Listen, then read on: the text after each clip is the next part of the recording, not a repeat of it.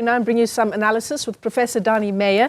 He is an economic development specialist and policy analyst at the University of Johannesburg. Prof, it's great to talk to you. Thanks very much for coming on. Shall we begin by unpacking what the International Relations Minister had to say when he talks about certain forces within the country have undermined the kinds of talks that the South African government, at least, have been trying to have with the US. What do you make of that? Yes, good afternoon, and thank you for the opportunity.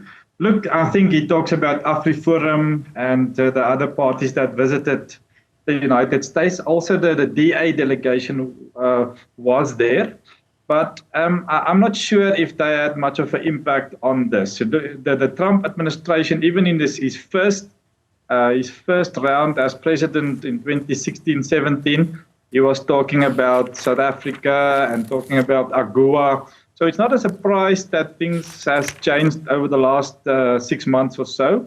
We haven't been able to come up with a new trade agreement in place of AGOA. And that 30% is going to hit us. I think the main prediction is between 30 to 100,000 jobs, and we cannot afford it. And also the economic impact is between 0.2 and 0.5% of our 1% GDP growth. So we cannot afford this. And if I listen to these interviews with the two ministers, it seems like they have tried to do something to resolve it, but not enough at this stage. So I don't think we should blame anybody at this point of time. This has been long running. It's been coming. We've been predicting this. It's not a surprise that there's this 30%, but we still got a few days to resolve it, although we haven't got a ambassador in the US. Yeah, I mean, in his weekly newsletter as well, the president has obviously spoken about the tariff debacle with the US. He says it presents an opportunity now to push forward with the Africa Continental Free Trade Area.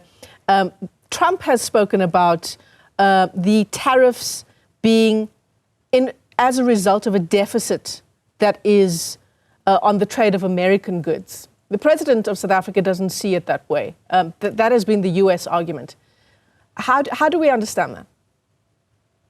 Look, if we look at our US-South African trade relationship, we have got a huge trade surplus with the US, and we need to try and keep it like that. But with this 30%, it's going to be very difficult to maintain this huge trade surplus that we've got.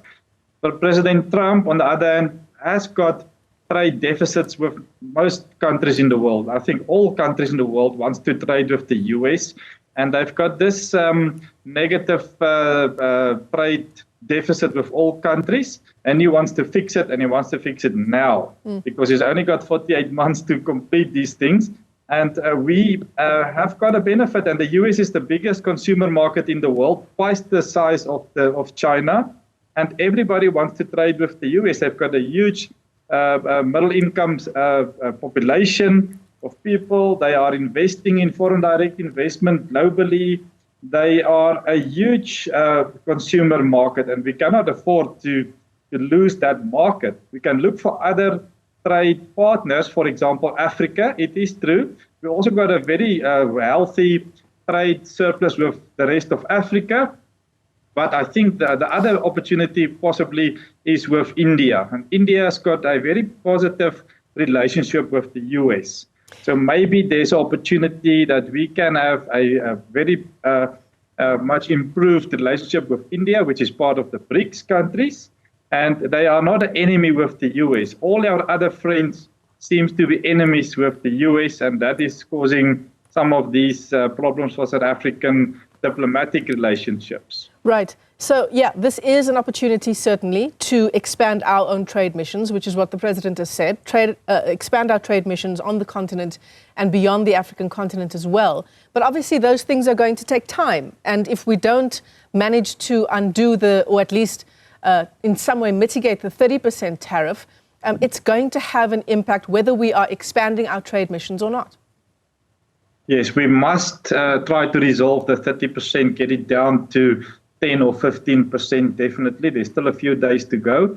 Otherwise, our agricultural sector, our automotive sector will be affected quite negatively. It could even mean that the automotive sector, which is about 30% of our manufacturing sector, could die a slow death, because we've seen textiles and so on has gone down because of mostly the imports of Chinese products. It's very cheap, which is subsidized by their government. So we see the automotive industry has been affected already. Mercedes-Benz, Ford, they will be affected and already affected by this situation. So we haven't got much time, and to look for other markets, it takes a long time, 2 to 3 years to get other markets. So it's not going to be like just a few days and you get another market. It's nearly impossible to get new markets for our vehicles because they're specifically built for the US.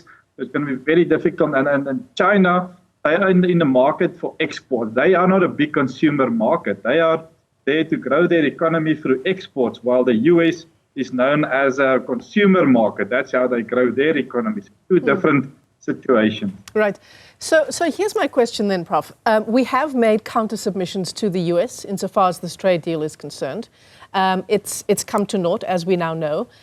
Is there any worth in trying to continue to do so before the 8th of August, particularly when so many analysts talk about the fact that this actually has nothing to do with US markets being on the back foot in any way because of trade with South Africa? It's not about a trade deficit, but really it's about South Africa's foreign policy. 100%, you're 100% correct. It's about our foreign policy that the US doesn't agree with.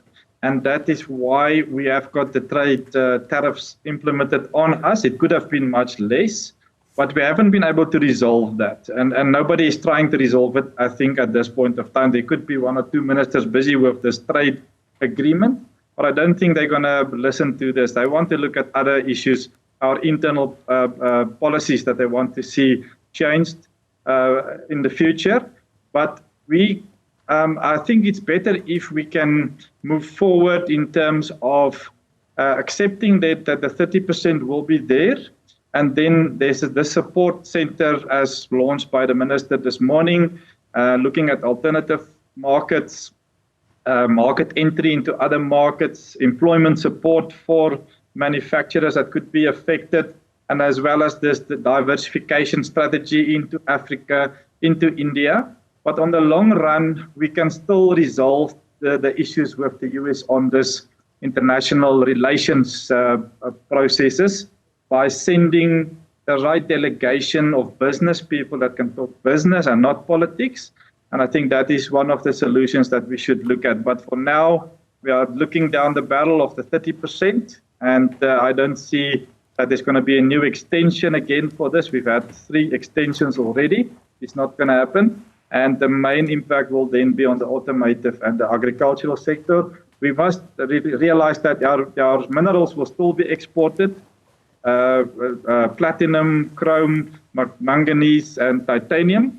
That is very much needed in the US for their vehicle manufacturing, defense, aerospace, steel, as well as medical sectors. So that is one of our strong points, that they need that in the US. But maybe we can say to them, you can export some of your products to South Africa at 0 rate, as long as we can export our vehicles and some of our agricultural products at 0 rated. So there is a possible solution for this, but I don't know if it has been presented to them before, but they still need our minerals. So that's our only strong card that we've got to play at this late stage. Certainly. Well, the 8th of August looms. Professor Danie Meyer, let me thank you for your time this afternoon. He is a policy analyst at the University of Johannesburg.